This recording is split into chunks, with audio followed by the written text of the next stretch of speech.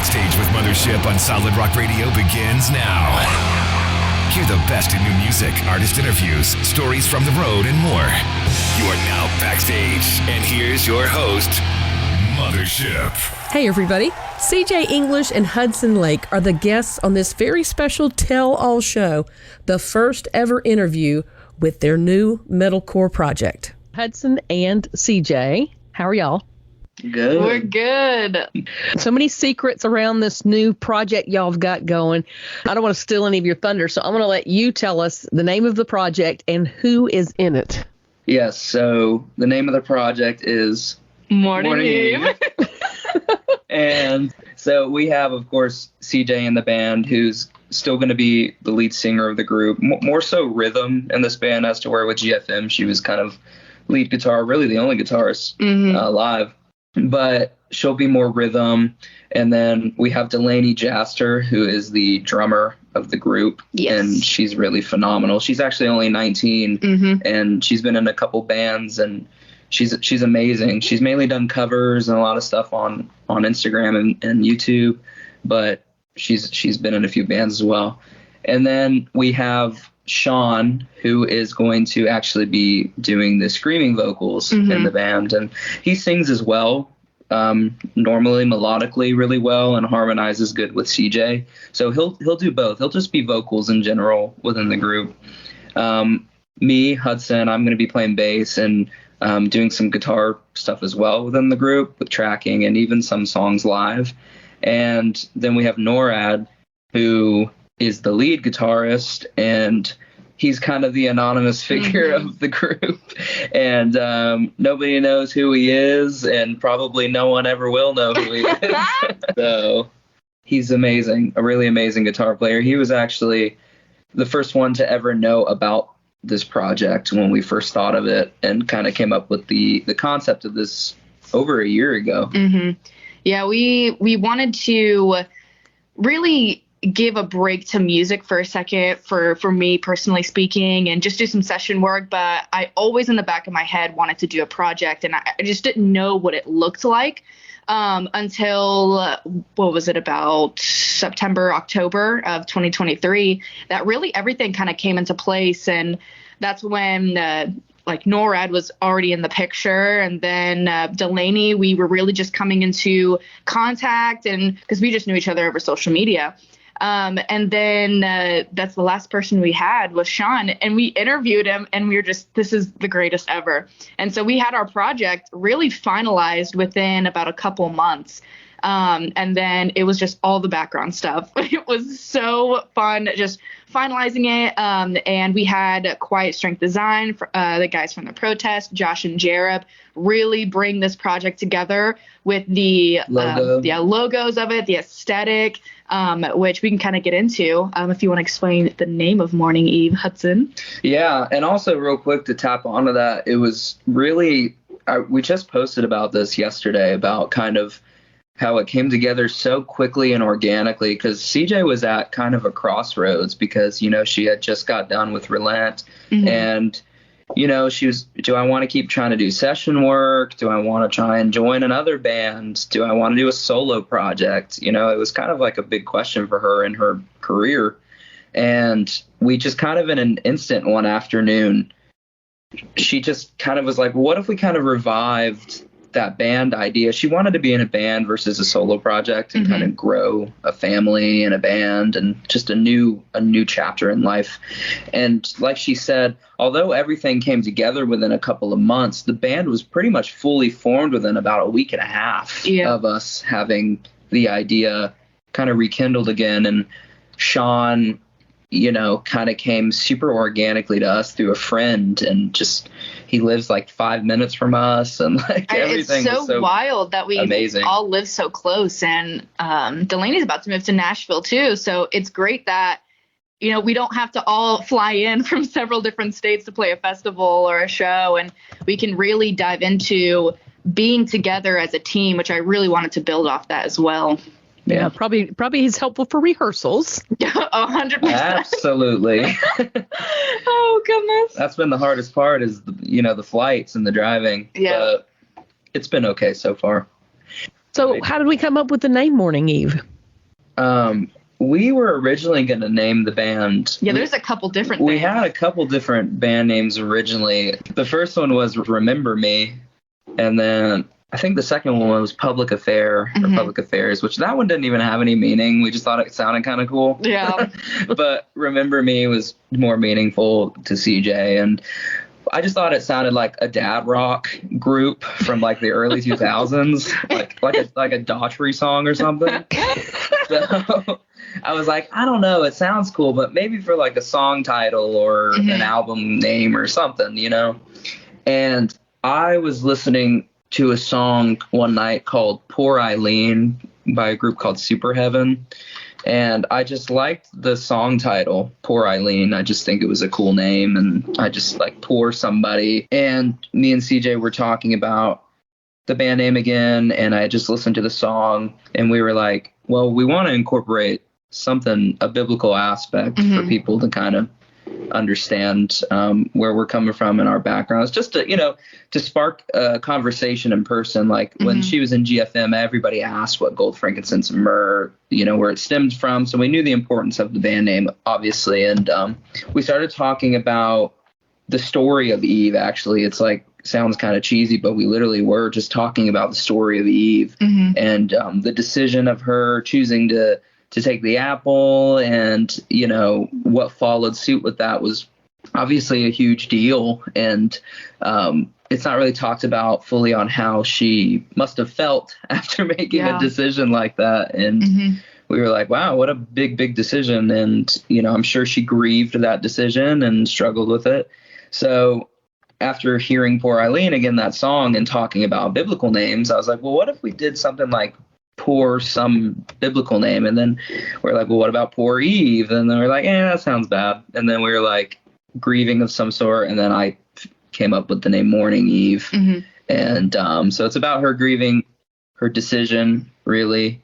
We wanted to humanize her and humanize a lot of the biblical stories because it's what they are. It's how we relate to our certain situations. And a lot of the writing I wanted to write about is, you know, our feelings and situations that happen to us. And sometimes we make decisions, or people have decisions that affect us where we can't do anything about it. Like, what do we do? And so that's really was the topic of Eve. She made a decision, and now everyone has to suffer from it. But, you know, how did she feel about it? And also just, you know, struggling within decisions we make for me as well. You know, there's several different meanings to it, really, but also just making poor decisions, and sometimes us having to grieve with those decisions. I mean, something we all go through, and that's really where it stemmed from. And we just knew immediately that's what we wanted the band name to be. Like, everything else didn't feel right, and then we said it out loud, and we're like, this is great. And it brings such a cool, like, early 2000s fun angst to it almost. It's so metal. I really liked the surface level, because we really were just talking about Eve and how we really love that song Poor Eileen. So it sounds cool, but then the underlining factor, it humanizes it, and how we all make mistakes in our life, and people do things that hurt us tremendously, and how do we deal with it? You know, what do we do? And it's a really cool, you know, icebreaker. It really describes us as people and us in the band and us trying to grow as individuals. And it's just, it has that oomph to it that I love, but it's simplistic. Why did you feel like you needed this project? It's just everything that I know how to do. I knew I didn't want to do a solo project because I loved playing on stage and feeling like I was sharing something with other people and building it up together. And I didn't want to jump right back into the music industry, as GFM was such a huge part in my life. And I wanted to take some time to grieve that, but then also build back who I was again. And so I believe it was a great period in my life to take pretty much a year off of and just do, you know, guitar and singing, which is what I love. And then it just felt normal again. I felt really at peace with myself. And it was funny. We kind of saw something on Facebook. They're like, why did you keep saying the stars aligned? It's really just saying, like, we definitely give all glory back to God, and how we 100% believe that this was his kind of sign off, because I don't believe in coincidences. And everything really fell into place. Like, I'm not being dramatic or trying to push this whole narrative, but really everything came into place for about a couple weeks. And I just felt like this was the time to really push. And I'm like, I'm ready. What about you, Hudson? Why did you feel the need to start this band?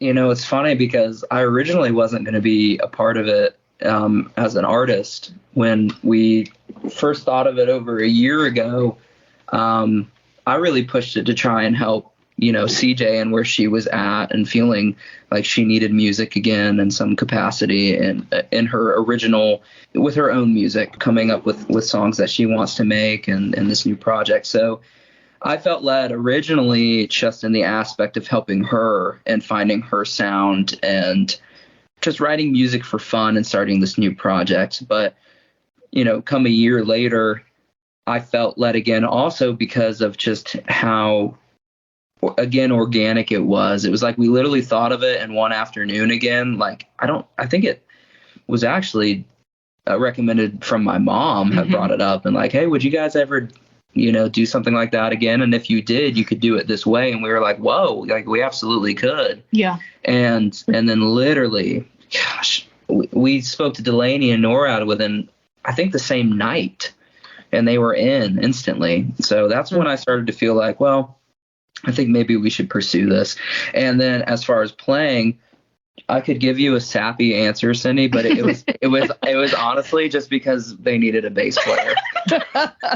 It was either you or the MacBook, right? I'm telling you. And you know, it's funny. It's funny because we contemplated that. So Mourning Eve originally was going to be a 3-piece because NORAD could play just fine with guitar, obviously, and CJ could. And a lot of bands sometimes will use overhead tracks for bass. And Delaney can scream. A lot of people don't know this, but she's actually a great female screamer. So we were going to have her do drums and scream, and she was kind of just scared to do that. So we were like, understandable. She's also very high energy, so I think it would have been hard for her to drum and scream. So I mean, that is a lot. Wanted a front man too. And a fuller sound. Yeah. You know, just have a full band and pushing that live. So I was already doing writing and playing within the group at that point, because it was like a couple weeks of getting things going. But then pretty much everybody was like, can you just play bass? I was like, sure. So that's kind of where it happened. So I have to know, all the secrecy with the masks and slowly revealing what's happening, was that because NORAD wanted to remain anonymous, or was it just for hype? It's a little of both. Like, he wants to remain anonymous, and I really loved the lore behind it. I didn't want to push it at all. And I was like, hey, let's go with it. And the best way I can describe it, like, we kind of wanted a mascot-ish type, like an aesthetic that, like the cheerleading outfits. And so I wanted something fun to go with it. The whole masked aspect is, we went through so many different masks, but when we came with the balaclavas and a couple other things, it just felt so right. Yes, it felt right. They won't be cold. No. But can you imagine, like, Uprise? Oh my gosh. Yeah. Or NORAD. Well, we would never want to dox NORAD, but that would be the day that I would like say, who cares? Yeah. Well, you know, originally it goes back to the masks, and the lure of it was originally because, again, it was going to be a 3-piece. That was kind of the plan for about, you know, it seems like not a long time, but we were doing so much each and every day in between. But for about a week and a half of originally having the band start up, it was still just going to be a 3-piece. So that's what we were planning everything around. So we originally were going to kind of do it, I guess, GFM style, where there was going to be a lot of bright colors within the original outfits and layout of the stage. And we were originally going to be planning that around the 2 girls, you know, being up front, to where it would have been CJ and Delaney. So with NORAD, he would have just been kind of a backing character in a way. So we wanted to give him something that could bring his own oomph to the table, and we thought to mask originally. So then, but he also wanted to remain anonymous. So I can say this because nobody knows him, but he's a pretty prominent figure within the industry, especially within a lot of studio work in Nashville and several different things. So he wanted to be an artist and kind of keep his identity hidden. But when I joined and Sean joined, from a stage layout standpoint as well, we wanted to still put a mask on me, even though people know who I am, just because we'll be right next to Delaney in the back and then CJ and Sean up front. So for an aesthetic reason, we wanted the mask, and also just bookends. Yeah. It's kind of just looks like punkish to me, kind of hardcore punk. They like to say we look like a Russian metal band with the masks. Y'all are too young to remember this, but your first Demon Hunter album, Ryan and his brother pretty much did it, and they didn't want people to know that they didn't have a band yet. The first album, on the back, they all have their faces covered and they're obscured on purpose. That's smart. That's smart. Because they were like, we don't know who's in the band, you know? Yeah. That's the first thing I thought of when I saw y'all. Oh, goodness. Because you could switch NORAD out and nobody would ever know, right? No, exactly. Same with me. Oh, man. Yeah.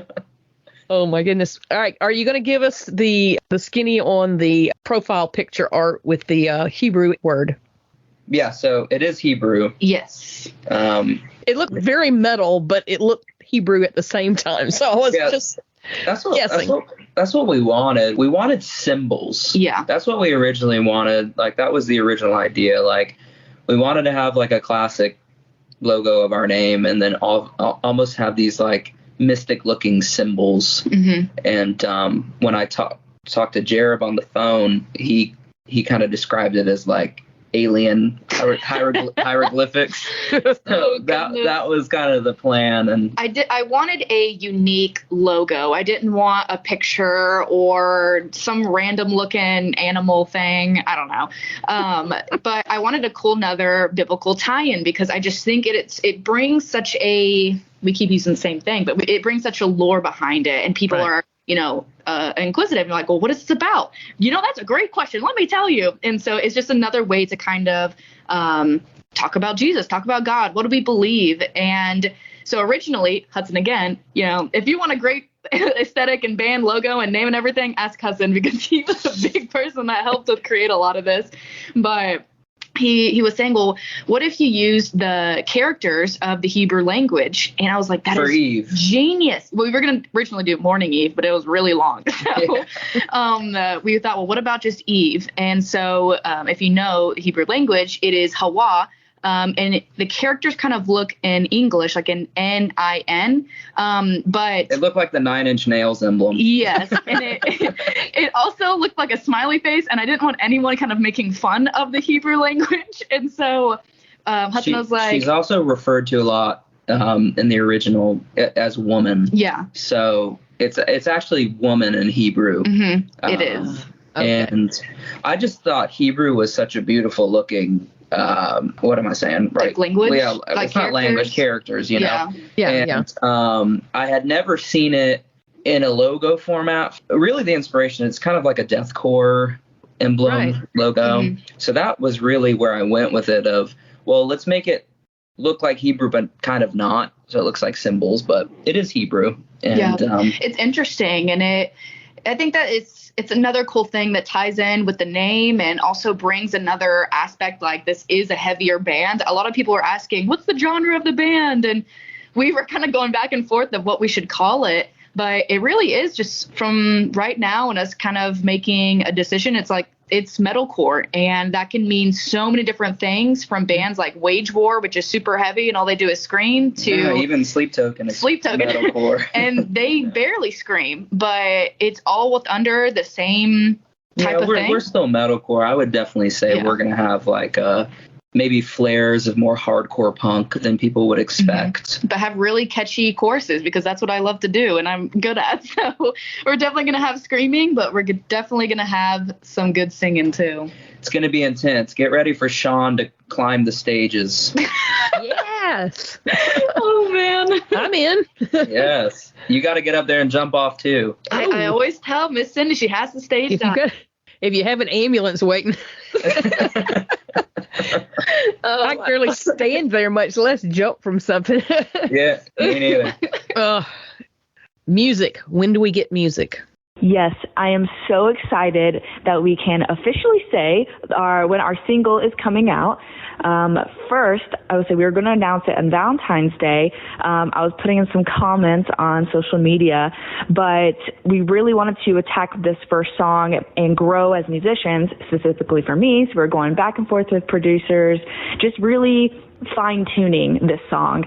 So we pushed it back a week, February 22nd, a month before the first show. So I'm so excited to really how everything's kind of planning out. So I'm so excited about this first song. We've got the artwork done. We have the name, everything. And February 22nd. Great news. I know you're excited. I'm so excited and nervous for it, but I'm excited. It sounds so good. Oh my word. I think it perfectly showcases what we're going to be doing within the project. I don't think people are expecting what it's going to be in a good way, because there's so many different elements that we're pulling into one song, again, to showcase what we're going to do in several different songs, if that makes sense. We wanted the first one to really kind of blow people's minds. So I am sure it will be good. Any hint as to a title, or we're not going to go that far? We really can't even tell you because we're in between like three. Yeah, we don't even know right now. But let me hear them, and I'll tell you which one. We'll keep that one a surprise. We'll keep it Oh, shoot.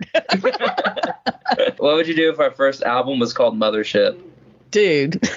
It's just a picture of you with your arms crossed. Yes. Yes. Oh, that's funny. That is funny. What else is coming? Album or an EP, or are you just kind of going with the flow right now? We're definitely going with the flow right now, but we don't want to let too much time go in between releases because we're just kind of music heavy right now. We want to get some stuff out, so it's not going to be a huge time between music. I know that for sure. We would probably lean towards an EP being the first sort of thing we announce. We're going to be releasing music pretty quickly throughout this year, and probably have a big end goal by the end of the year, a little surprise, something as far as that might go. But we probably won't do an album yet. Mm-hmm.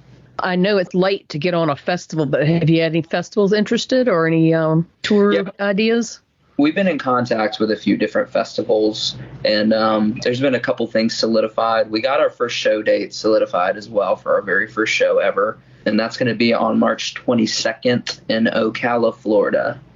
Oh. We wanted to make it where it's a big kind of hub for especially Florida bands, just where, GFM was really huge, and Wage War kind of was founded in O'Malley's. Day to Remember was founded in O'Malley's. And O'Malley's is the venue. Yeah, O'Malley's is the venue. So I wanted to kind of be nostalgic for me personally, but for the band, and because we all love those bands, and play it there. And it's a huge kind of punk venue where there's rafters, and you can have that second floor, and then you have that bottom floor where everyone just moshes. It was funny because I was there at the October show that I did personally for myself, and we had an opener that was playing Johnny Cash on with an acoustic, and people were moshing to that. So I was like, you know what? For the first show, if we don't sound good, at least we have moshers because they don't even care. Oh my goodness. I love those guys. And also, we contemplated really hard with this band on if we wanted to push shows and festivals super heavy in the first year. Mm-hmm. And the answer is yes and no, because this first year is going to be a lot of growth within just the band and the brand. You don't have any backlist. Yeah, it's only been 2 weeks, but just from the 2 weeks, we are so blown away from the feedback of everything. We like doing covers because it allows everyone to showcase their ability to play. Oh, yeah. Mm-hmm. And also just helps us grow from when we put out original music. I have no doubt we'll play a couple festivals this year, and I also have no doubt we'll probably open for a couple bands that we have on the radar, some friends of ours. But we're going to focus mainly on writing and recording this year and growing the brand and the social medias, and start doing more stuff on YouTube, like vlogs and behind the scenes stuff and all of that. Yeah, you got to build your fan base and then people will want to come hear what you got. Yes. Okay. Well, that's awesome. Is there anything else that you want to get out there about the band? Yeah, I wanted to talk about our live set list that we're going to be playing. Oh, yeah. Because that's kind of been a question on everybody's mind, considering we don't have a lot of music out. And I think the answer to most is probably fairly obvious to some people, but we're going to be doing pretty much a full GFM set list for the songs. So most of the songs will be GFM, and we're going to be incorporating our new song and a few other songs that would come out before certain shows we play. But it's going to be really cool because it's going to be our flair now. You know, we have a male screamer, so it's definitely going to sound different, but in a good way. You know, it's this kind of mature GFM because we have a lot more players now to kind of play and fill in and add the fun ear catching stuff like behind the solos, behind the choruses, and the double screams because NORAD also is a screamer. So now we can harmonize screams. So it's just there's so many different layers. It's gonna be a very big sound. Oh yeah, we couldn't incorporate when I wasn't GFM. So and we wanted to do that for the fans of GFM as well because most people coming into these festivals know CJ from GFM, so we felt we should still play a lot of the songs until we start to incorporate our music into it. And, a lot of people still love those songs, so we want to kind of do them justice in our own way. Mm-hmm. Kind of like Lacey Sturm sings some Flyleaf and she does her own. And yeah. Oh, yeah. Absolutely. Because people there because of Flyleaf. So, yeah, it makes sense to do some GFM. Yes. For sure. That's awesome. Yeah, we're excited. Well, I can tell you're very excited about this. I feel like we're going 100 miles an hour, but also we're still solidifying so much. Yeah. I don't know if you want to get this personal, but I know you two are in a relationship. How do you think that's going to affect the band? And did you feel like that might be a problem at some point? Or I'll take that one. So it was a thought. It's kind of a weird situation because yes and no is the answer. Right. I thought it might affect it, but let me answer it like this. If we would have jumped right into the band when we first thought about it over a year ago, I think it would have posed some issues because the only other work I had ever done with CJ was when I was out with GFM, and we were just friends. So there was anything weird at all. And there was just nothing that would have affected us. But then jumping right into it right after GFM had disbanded, I think it would have been a difficult learning curve with us being so new in a relationship and starting a new band. It just would have been a lot. But luckily, taking that year for her to do a lot of session work, I helped her do a lot of the, I guess you could say, management aspect of it, reaching out to people and correlating things within festivals and within bands, etc. So I think that kind of allowed us to see how we work together in the industry a little bit as far as getting festivals booked, traveling, etc. So it was a nice soft transition and grow. And I mean, if you can see by example, like you brought up Lacey and her husband, and I think she wouldn't be able to do it without him and vice versa. And so I definitely feel that as well.